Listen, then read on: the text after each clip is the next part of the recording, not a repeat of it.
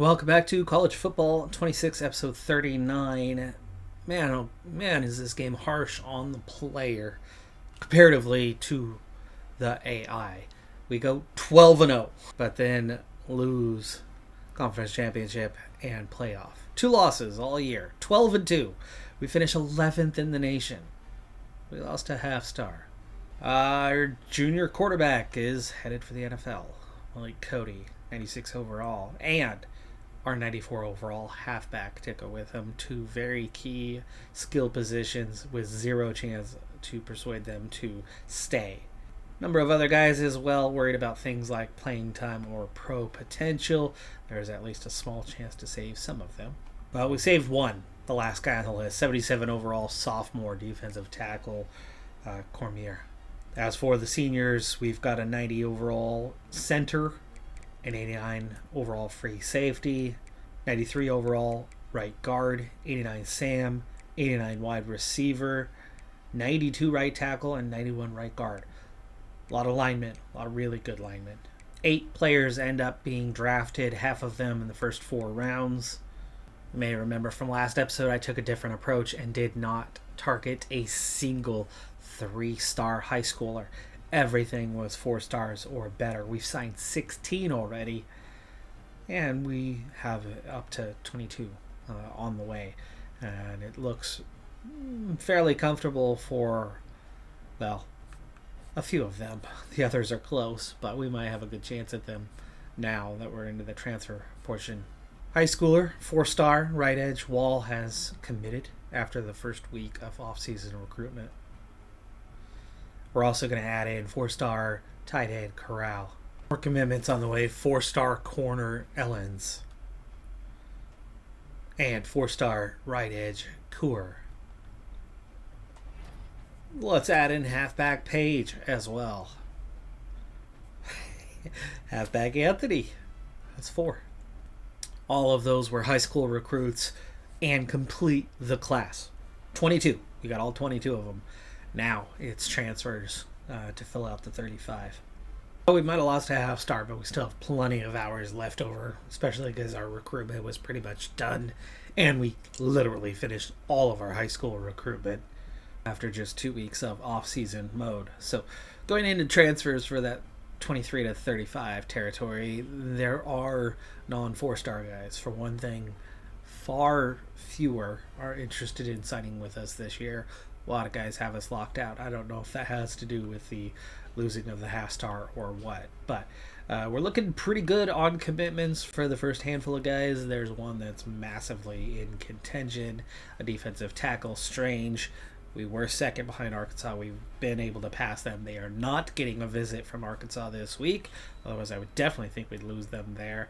But we've got the hard pitch and everything, the bonuses going for us. But they are pipeline schools, so it's going to be really close on that one. They could overcome us this week. But everybody else is looking like a likely signature with the last 2 guys, as I've had to make a couple of replacements coming in here at the last minute, being the other questionable ones. 33 out of the 35, so we didn't lose out. And obviously there was only one that even looked like it could have been close. That was Strange, the defensive tackle. He did end up going to Arkansas. They just bumped us there at the end. And, okay, one of the last 2 guys. Makes sense that it would have been one of them. Middle linebacker Brittingham. Brittingham ended up going to Louisville as we were coming up the list. We did not get to the top. We moved up from 3rd to 2nd. Louisville was one of the 2 at the looks like they were the number 1, so they were able to come in at the last second and get his signature, but we did get at least 2 quarterbacks signed in this class finally. So of course, as a result, we end up coming up just short of the number 1 recruiting class. This would have been the first time ever. 5-star recruits, but of course we've lost that half star. So I'm not sure we're going to be able to replicate this next year, though obviously another top 10 should be in order. And maybe we can squeeze into the top 5, but the number 1 class is going to probably just barely elude us. 23 4-star recruits, 5 3-star recruits. All transfers. mostly juniors that are going to come in and start and be gone, or get a decent amount of playing time and be gone, be graduates. So really, really fantastic recruitment this season, highest we've ever been. You see the massive jump to Clemson in third with a 249 rating. We got a 261, 12 points ahead of them, and then another 10 to Georgia. So actually we weren't even very close to them, but that was really the 5-star thing. 12 5-stars between us. You can add up the whole rest of this page and you've got probably 12 or less. It looks like that's maybe 10 or 11. Just eyeballing it. And with the guys that are gone, and before we've even gotten to development, we've got almost a full page of 90 plus overall guys. We're still going to have a really, really good team in the coming season. It's just the what about quarterback position, as we've got 3 guys out of 76 or 77. We're going to need some really good development from one of them to take over. Boulay, one of the transfers that just came in, is a dual threat right-hander. Gulston, the other transfer that just came in, is a pocket passer. I had to go down the list a little ways to find a second one. I had 2 decent guys. Actually, no. So over the course of the offseason, I went from like the number 2 quarterback, where we were a very, very distant number 2. So I had to let him go after the first week, and probably about the 6th best quarterback it was the exact same thing. We were second, but we were second by a lot, and the gap was huge to the 2 programs that were recruiting. I think one was Notre Dame. I think the other one is like Clemson, something like that. Regardless, we were number 2 in both cases, and a huge gap between us and them. So I had to let those 2 guys go, which then brought me way down the list to Egbule and a junior who was coming in. I expected the junior would have been the one starting, but then we had to move on from the junior. He was worried about playing time. He didn't think he was going to start over at Boulay, and so then we landed on Gulston. I'm glad we were able to get both, because one of them is worried about playing time in Gulston. He's got every chance to get that playing time if he outdevelops the others. If he doesn't, well, then he'll end up leaving next year, I'm sure, because, well, it really depends. Is Hicks going to be the one who develops the most? He's a dual threat. Halfback, of course, we just lost a big key guy there, and we did not get a major transfer in their place, but we got a lot of good. We got 3 high schools, 3 4-star high school guys, and a redshirt freshman in Glennon. We're very young. Mateo, we're going to need some really good development from these 2 to be the top 2 guys, and these guys backing them up.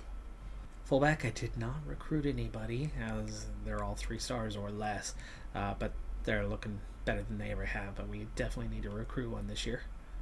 Wide receiver, oh, it looks fantastic, and deep. Holy cow, that's a lot of guys. Tight end, very good. Left tackle's fantastic. Left guard's really good. Center is great. Right guard, looks like I need to move one of these young guys over to left guard. That's quick and easily handled. And then right tackle, I have 5, and they look fantastic as well. Left edge, ooh, only 1 guy in a 79. Okay, I might have some athletes here to fill in. We'll move Figueroa over. That makes 2 and 3 at the moment. Defensive tackle has 4 guys. 1 freshman who's pretty good. Those 2 sophomores are not so good. We brought Cormier back, by the way, through that transfer market. Mike looks good. I brought in an extra Mike, knowing that I was going to have to move one of them to outside linebacker, and it looks like Sam is where I need him. And Will's looking pretty good. We can move over. Ooh, that's a freshman in Keogh. Corner looks strong. Free safety looks good. Strong safety is fine. It's a year for the kicker and punters. Wow, we got a 90 overall punter. That's the best I've ever had. Oh, I do have 4 athletes to help fill in. Definitely need a couple linebackers. Oh, there's a 79 overall fullback? Or a 78 overall tight end. I have depth at tight end, but oh, that is tempting to put him at fullback. But we'll put him at tight end. The fullback is not a big deal for us. D-line for this guy. 2 left. Okay, a defensive tackle. Or a linebacker. I need the linebackers more than I need the D-line at this point. And this one, we'll put it defensive tackle. Hey, we've unlocked Elite Recruiter. That is here. It's going to cost 20 tokens, but let me see what it is that we would get from opening that up. Positionally, we're looking at boost to ideal pitch grades. That's obviously a good one. My school grades have a larger impact. Recruiting actions have bigger impacts. And increase weekly recruiting hours at the position. That's pretty handy stuff. If we are not winning the playoff games we need to get the program builder, I think that's a great place to start investing, but it's going to take one more level up. 20 is the price to upgrade. We have 17 tokens right now, so we can get there pretty soon. And level ups, we've got 2 99s, 2 tackles, including a sophomore, but you know he's headed for the draft. These guys are first round picks, both of them. Gotta be, right? 3 97s behind him. We're almost a quarter of the way through the roster with guys that are 90 plus overall. 87s get us almost halfway. 85s do get us past halfway. 80 pluses get us down into the bottom about 15% of the roster. 75 nearly covers it, especially when you add in 74. Not a single player remains below 70. The minimum is a 72 with just 2 guys, and then 74 plus after that. Yeah, that's awesome. That's showing the improvement of that bottom end of recruitment. Just how much better the talent has been that we've been bringing in. We haven't been bringing in busts that are, 2-star variety, especially when we've been able to add in scouting down the stretch and remove guys that weren't good enough. We did get a tight end that didn't improve at all, though. Looks like he might be a bit of a bust, but starting value was very high for him. He's just not a guy who can improve. But what about that quarterback situation? We got to an 84 with Egbule. Egbule will easily be the starter this season. 84 is not bad at all, especially for a freshman quarterback. You would think he's not headed for the draft, so we should get at least a couple years with him, maybe 3 before he goes drafted. That's a good thing. Throw power is a 94. Throw accuracy short is an 83. Mid is an 86. Deeps is 75. Throw on the run's an 87, though. Awareness is a 70. He's got plenty of speed and agility. He is a dual threat kind of guy, so he suits the system well. Definitely not the best pure arm we've seen, though. Good improvement from our 2 non-freshman halfbacks. Mateo jumps to an 87. Glennon jumps to an 83. So not perfect at either of those 2 positions, right? We're not 90 plus in either, but mid 80s in both. 2 halfbacks in that mid 80 range, one head in 87 means they're going to be just fine, and they're going to have plenty of talent around them. 2 upper 70s fullbacks. Wide receiver has 97 and a 91 and an 89, and then everybody else is 80 plus. Tight end has a 91 and 2 upper 70s. Left tackle's got a 99 and high 80s, 92 and high 80s. We got a 97, 93 and an 87. We got 3 high 80s at right guard, including an 89. We got a 99 and 92 at right tackle. Left edge has an 87. That's not perfect. 97 at right edge, though. 83 at defensive tackle. Sam's an 81 only. Oy, not much improvement there. Mike's a 92 and a 90. That's a plus 10 for the freshman Whitehart. Anthony Whitehart that was a 5-star, wasn't it? He's not going to last long before he heads to the NFL. Hopefully he at least waits one more year. But our two really good middle linebackers, that's also a 89 right behind him, by the way. So incredible talent for those three. An 84 and 83 at weak side. So a couple linebackers are a little bit off. Some are great. Two 94s at corner and multiple high 80s. Nothing but 80s behind them. 86, 84 at free safety. 87, 85 at strong. 82 looks like Uritia is just about maxed out. Kick accuracy did go +3 though, and that's obviously really important. But redshirt freshman Polanco looks poised to take over in the near future. He's just lacking a little bit of power relatedly, but he's close. And at punter, 91 and a 79. Sims still has a year left unless he decides to go to the draft, but that's not normal for a kicker. I'd say we got about 2 positions out of 22 that are a little iffy, maybe 3, but otherwise we look fantastic.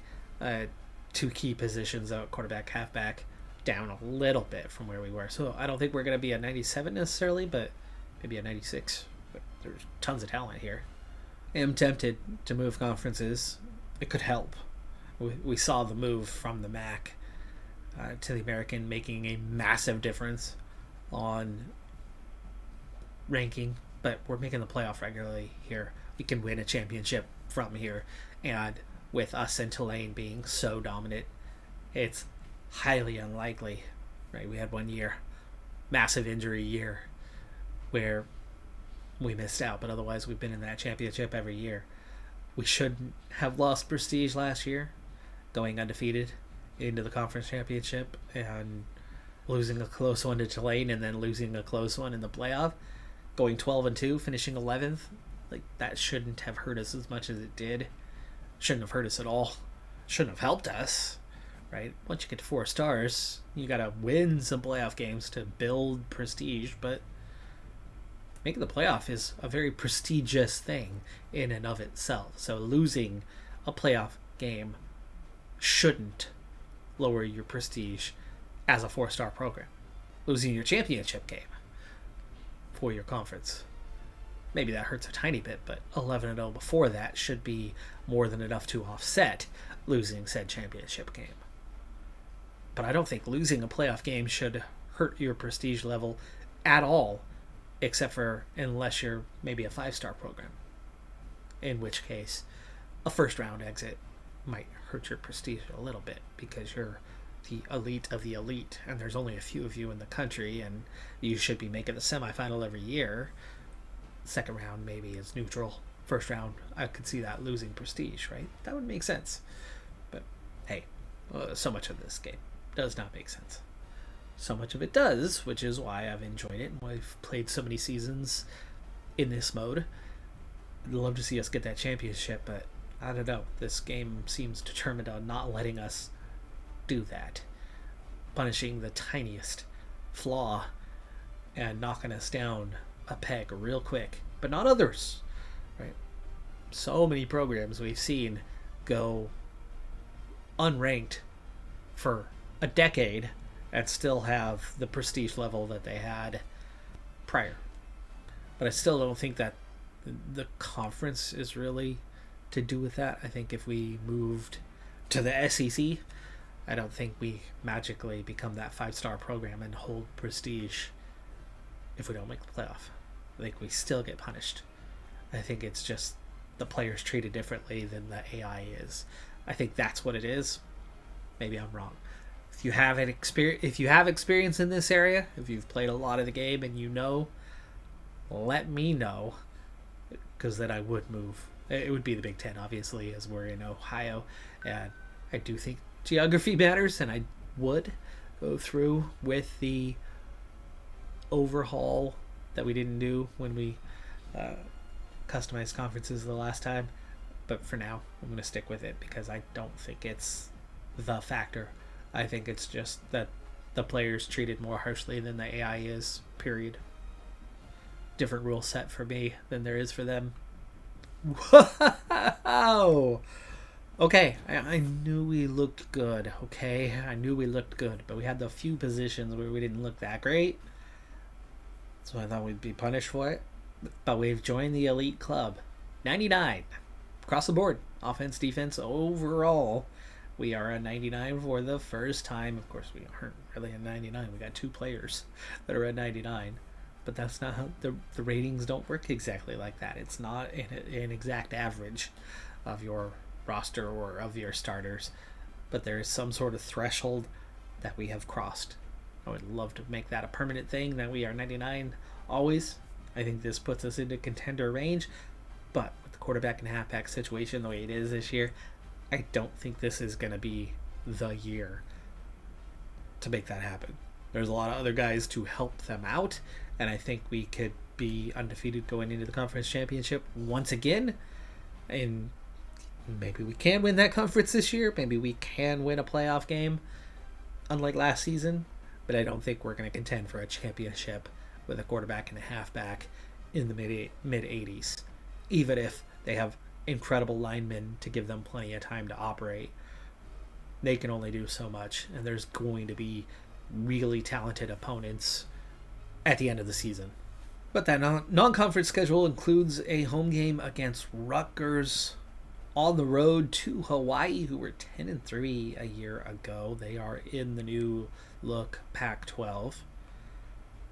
FCS Northwest, and our final non-conference game coming a while later is on the road at Virginia, who were 3-9 this last year. We do get Tulane on the calendar. They are only 20th in the preseason rankings. We are 11th, right where we left off last year. They figure we're going to pick up where we left off, even though we have some new faces. I can't blame them for not putting us in the top 10, even though we have a better overall when we have a new quarterback and a new halfback and young ones at that. They're both sophomores. But if we can keep them and keep the talent coming elsewhere, could be a big year. It's very late in the season. I like that it's at home. We've got 4 home games other than Virginia to wrap up the season, and then it's Army before that. So our non-conference begins with the aways, but they're all very winnable aways. And with those early games, other than Hawaii maybe giving us a decent challenge, but I'm guessing Hawaii's still probably only in the upper 70s. I doubt that they would be 80 plus, but maybe they could be about an 80. We should still win that game. But as long as we do, we should be undefeated heading into the Tulane matchup. Following a win in our opener, our challenge based on performance last year is Hawaii in this early portion of the season. We're on the road. They're only a 72 overall, so we definitely should be able to win this one. They've already lost their opener. Looks like they probably graduated or lost a lot of the talent they had a year ago. Our supposed easy away schedule looking harder than you would expect. In fact, our overall combined opponent record right now is +8 wins over losses. Rutgers, we beat them 49-13. Hawaii, 62-24. FCS Northwest, 66-3. Our first challenge, and beginning a streak of the next, of a stretch of 4 games. North Texas was 2-1, 38-25. Next up, Memphis, 3-1. USF, 3-1. Army, 2-1. All of them looking pretty strong early on. All of 4 of those are road games. The result, especially the North Texas win, saw us actually jump up the standings a fair bit. We're now 5th. We got our first signature pretty early in the season here, Folsom, 4-star right guard. I find myself in more close battles than I've ever taken on before. Normally we lose out to these and give up early. I do think we're going to get a fair few of these. We're going to lose some, but normally we lose out, especially to big programs. I mean, it's Alabama, it's Notre Dame, it's Georgia, it's Penn State. After a 1-4 start in which there was battles, One of these guys, we didn't really have a battle. There was somebody chasing, but they were way behind.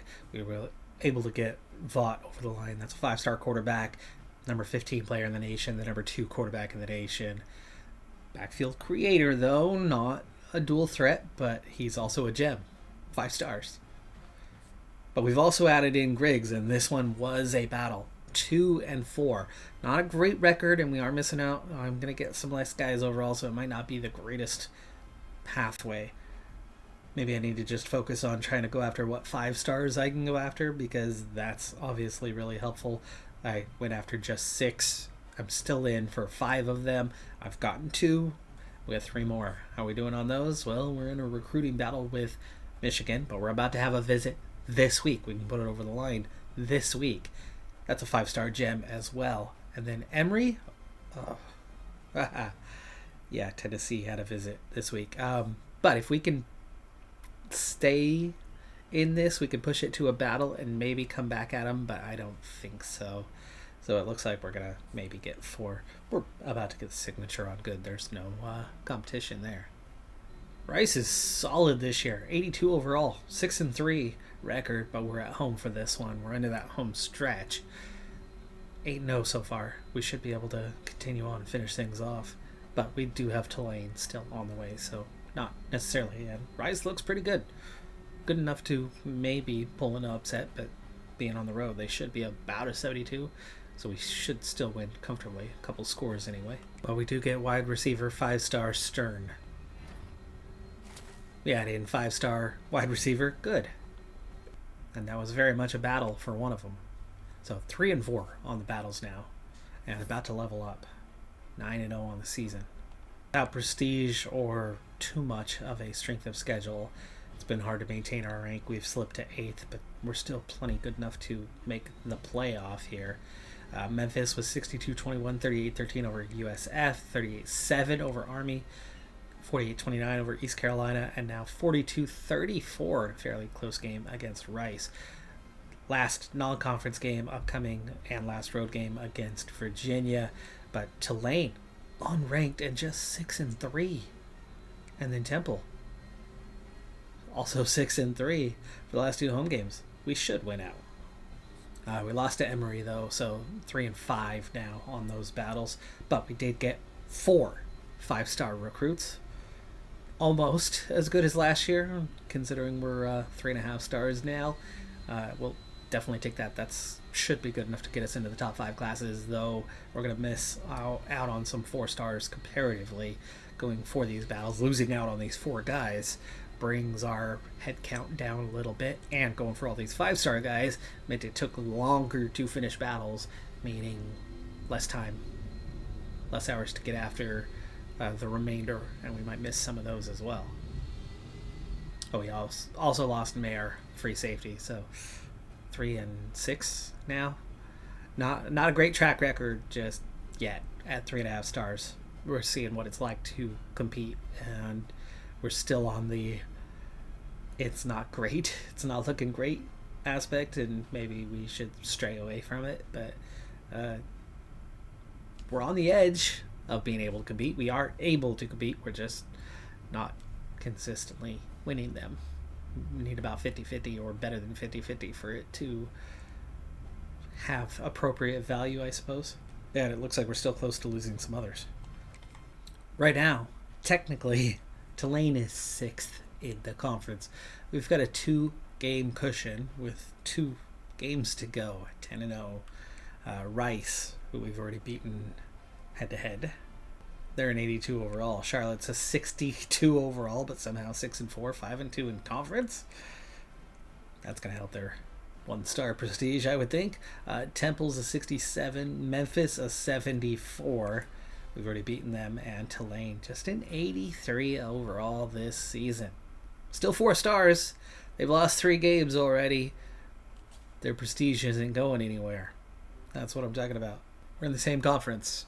So if it was the conference, well, I guess we'll see at the end of the season, right? Will Tulane lose their half-star based on this season, especially if we win this game and push them down? They're not going to make the conference championship this year. It would be their 4th loss, their 3rd in conference, and you would think. You would think that would do it. This will be a curious experiment to see where they end up. But it looks like we could have a rematch with Rice. I doubt Charlotte can hang on, but somehow they're 2 games away from maybe being in the conference championship. Then again, Temple, Memphis, Tulane could all be 3 games away from that too. There's a lot of teams vying for that last spot. You would think whichever one of them it is, with 5 of them and just 2 or 3 games to go, whoever wins out is going to be the one in that second spot.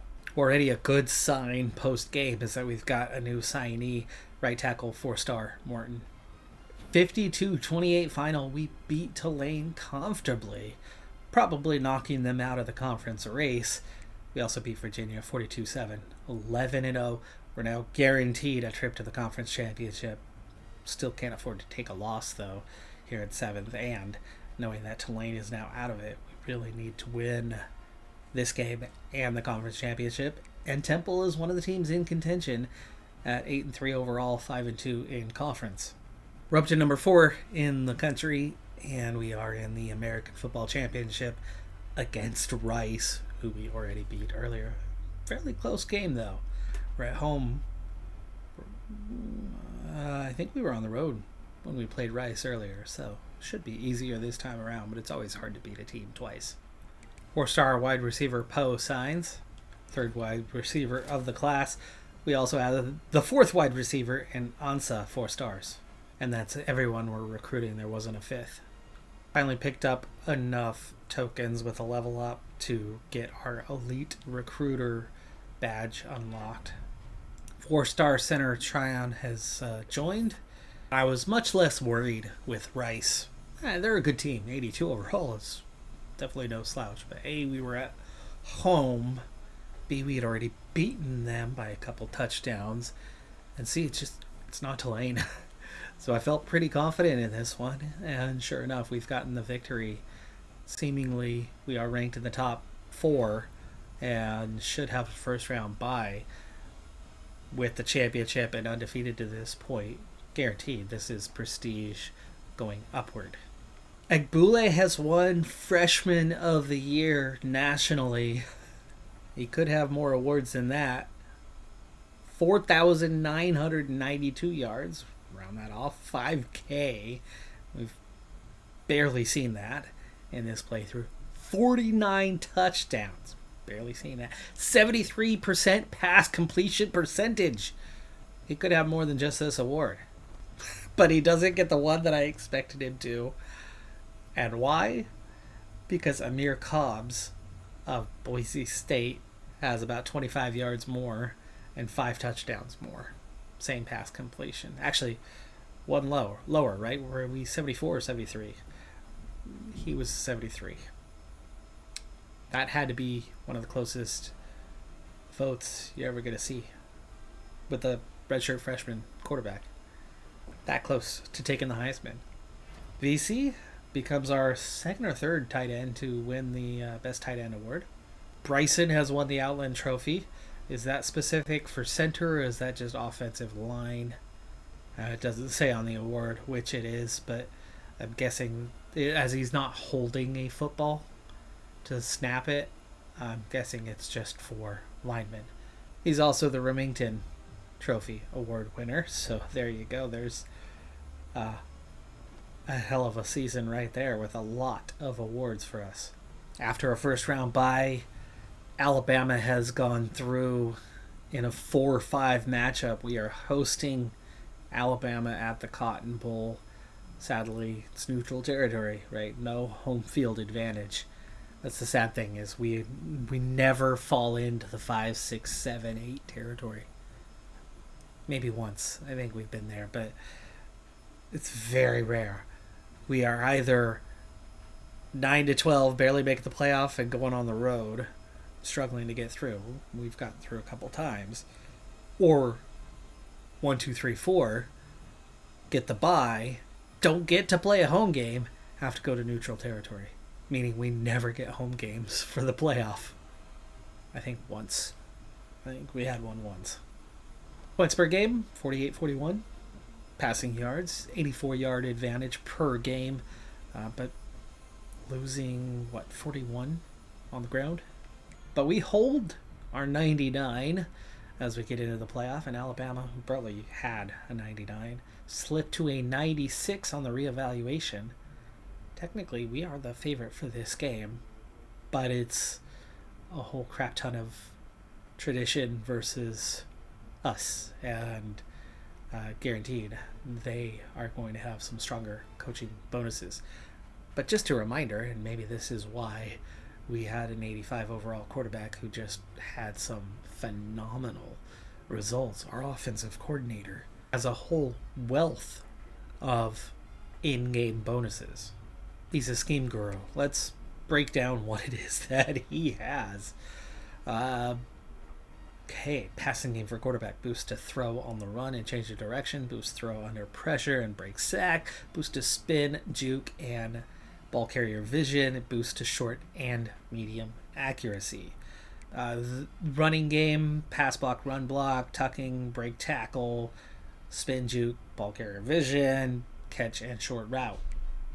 Wide receivers and tight ends. Run block power, run block finesse, juke spin, short route, medium route, catch in traffic. Offensive linemen have a bunch of blocking bonuses, and see how this has been playing out, how phenomenal the offense has been this season. Kickers, accuracy and power. Linebackers, he's only got a couple bonuses here. Block shedding and play recognition, pursuit.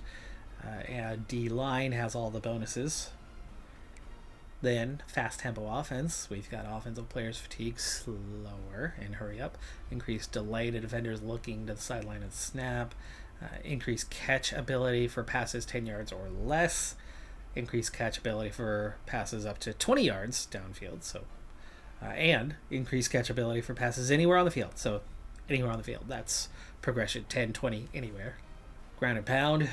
D-line takes fatigue hit for every 4+ rush yards. So we fatigue the other team more quickly. Discipline, communication, slight reduction, crowd noise impact. That's going to be helpful for this neutral territory game. Significant reduction. Offensive players will commit slightly fewer penalties. Offensive players will commit significantly fewer penalties. So less impact of noise reduction and fewer penalties. Very useful. And bottom row, even a couple here. Slightly increased effects from crowd noise at home. So home bonus to noise. D-line fatigue slower on run plays. And linebackers. Increased ability to disengage a block on run plays. Decreased time between block shed attempts. Knockout. What is this? Knockout chance on passes 10 yards or less. 20 yards anywhere, whatever that is.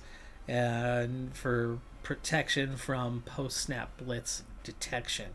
Not sure what a knockout specifically would be, unless we're talking about the first. Well, but that wouldn't be in the first 5 yards if it's anywhere on the field. We're talking about like a big play chance. I don't know. And then defenders fatigue at a slower rate. Tremendous bonuses that could be impacting the results. He's only been with us since last year, and we definitely bounced back, or year before. Recent hire. Doesn't matter though, no matter what we do. You know, they've got all sorts of bonuses as well. We beat Rice 51-21 to win the championship, and it's how close we're talking. This fine margin with where we're at, where we need to be. Alabama, 4-point loss. That's it, 42-38. Offense had a good day. Defense did not. So Stanford lost to Alabama. Auburn with the upset over Arkansas by a point. Miami upsetting North Carolina. That's a team that came out of nowhere to make the playoff. And Penn State losing to Georgia. Then Alabama with the upset over us. Auburn losing to Clemson, the 1 seed. Miami upsetting BYU, another surprise to be in the playoff. And Georgia losing to USC. In the semis, where we should have been, I would have been fine with the exact result that Alabama had of losing 45-24 to the number 1 team in the country who was undefeated. That would have made sense. but USC just squeezing out the victory over Miami 33-31, and then losing to Clemson in the championship by a wide margin 52-27. Clemson looked very good. All three games, very comfortable for them on their way to that national championship. I wouldn't have minded losing in the semis. It would have been nice to get the win in the quarterfinal. We've only won 3 playoff games total, all time. It's a frustration. We finally get to a 99 overall, but again, I knew at some point it might have been enough to get us through the season, and it was enough to get us through the American Championship. It was, but we hit the playoff, and even though we've got that 99 overall, we were still relying on a quarterback and a halfback who were mid-80s. That quarterback had a fantastic season because the offensive line gave up absolutely nothing. If we can keep the vast majority, if we can keep the core of this team together and just have a handful of guys graduate and draft, next year could be our year. That's going to do it for this one, though. I'm Decathlon Gamer. Like, comment, subscribe, and I'll see you next time. Have a good one. Be safe out there. Bye for now.